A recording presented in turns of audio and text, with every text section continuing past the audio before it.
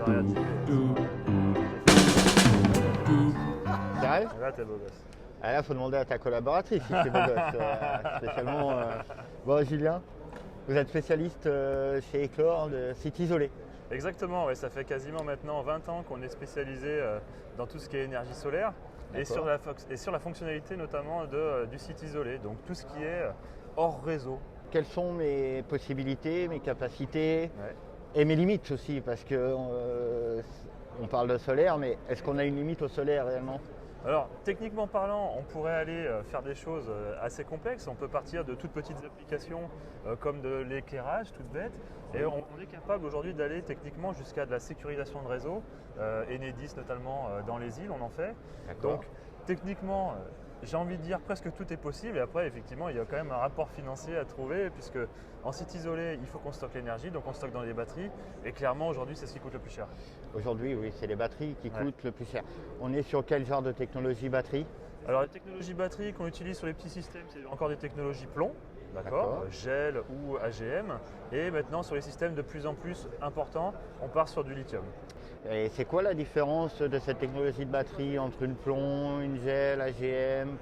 C'est surtout, nous, comment on va faire pour travailler avec ces technologies, c'est ce qu'on va appeler la différence de profondeur d'utilisation. Sur la décharge? Sur la décharge, exactement. Oui, parce que j'imagine qu'une batterie plomb ne peut pas être déchargée à 100%. Non, exactement. Généralement, sur les petites batteries, on va se fixer à maximum 50%, voire sur des batteries stationnaires 70%, alors qu'en lithium, on est capable d'aller jusqu'à quasiment 90-95% de décharge. De décharge, sans abîmer le package de batterie. Exactement.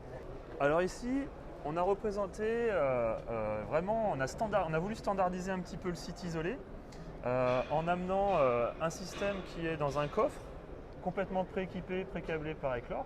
D'accord. Effectivement, on retrouve la base du photovoltaïque en site isolé, donc encore une fois sur un site non raccordé à un réseau d'électricité. Avec évidemment, alors là on ne le voit pas, mais on imagine qu'il y a un ou plusieurs panneaux solaires photovoltaïques qui produisent. J'en ai vu un derrière. Voilà, il y en a un derrière effectivement, qui produisent de l'électricité. Et là, si on veut rentrer un petit peu dans le détail d'un système, comment ça fonctionne, la base d'un système en photovoltaïque en site isolé, c'est quoi? C'est un panneau, un régulateur et une batterie. Ça, c'est la base. Donc j'ai mon panneau. Exactement. J'ai mon régulateur. Exactement. Et j'ai une batterie. Ça, c'est la base. Mon régulateur va servir. Alors, son métier à lui, c'est quoi? Il va réguler la charge et la décharge de la batterie. C'est son job. C'est son travail. C'est son travail. Effectivement, ma batterie est chargée.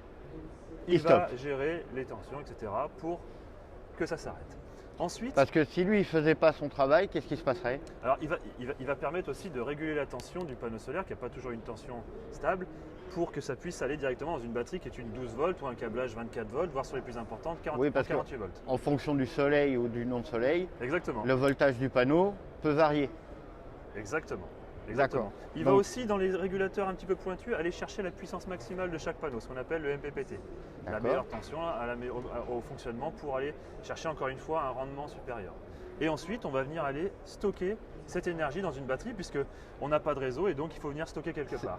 Ça, c'est vraiment la base du site isolé photovoltaïque. Alors là, je parle quand on est sur une tension en courant continu.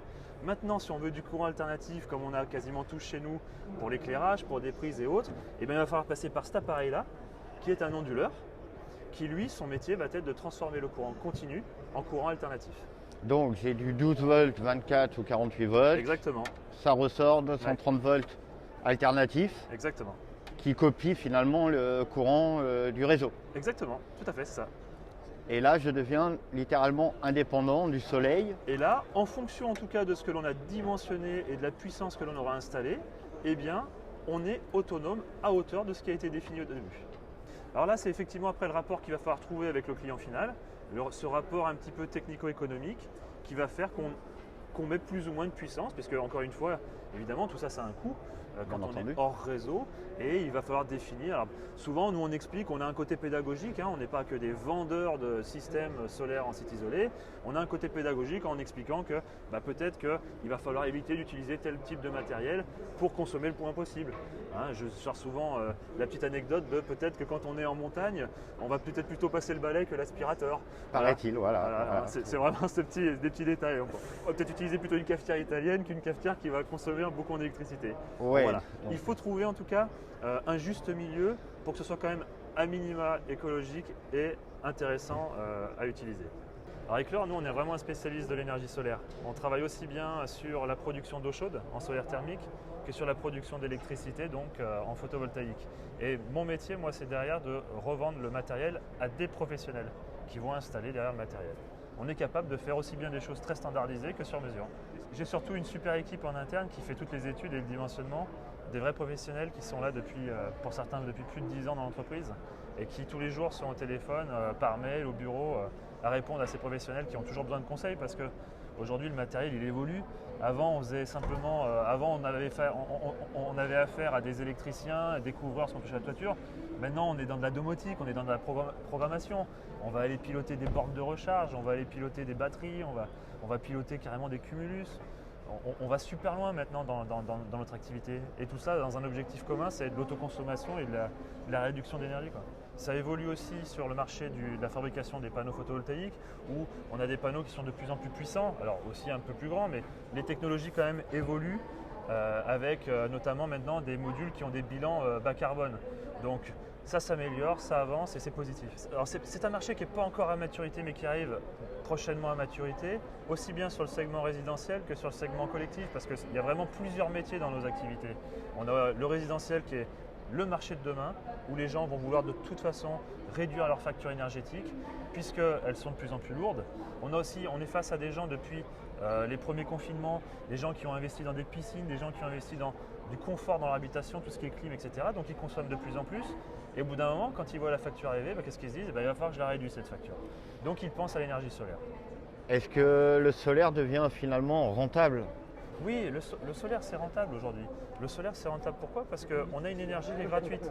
Hormis l'investissement de départ, on a une énergie gratuite qui est le soleil. Et ça, jusqu'à preuve de contraire, le soleil il est encore là et il sera là encore longtemps.